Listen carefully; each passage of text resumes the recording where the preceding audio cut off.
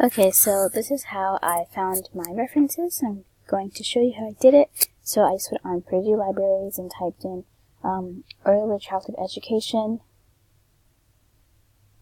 and I got results here. I used the filter just to tweak what I wanted to actually find, and one of the articles that I did end up choosing was an article journal, and it was this one. All I did was click on it, and then I clicked on Endnote so I could create a reference. Yay! Okay, so I imported this, and then all I do now is go to my references, and then that article should be here. I have multiple ones.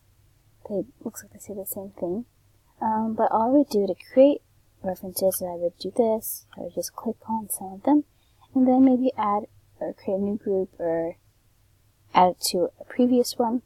But I had already made one, so I used my 3 references here.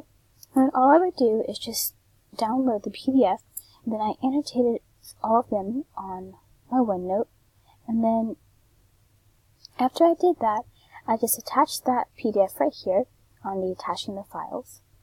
And so these are my references, my 2 references. And then after that, I want to make a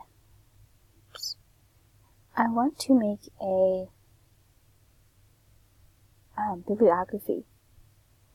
So a bibliography right here, I'm going to go on Format,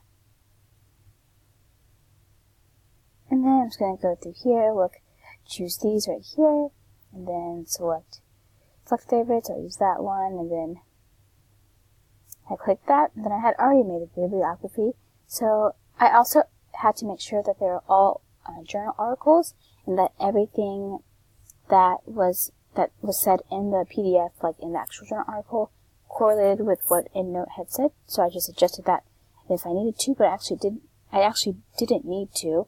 It was actually in one of the videos right here, but everything seemed fine.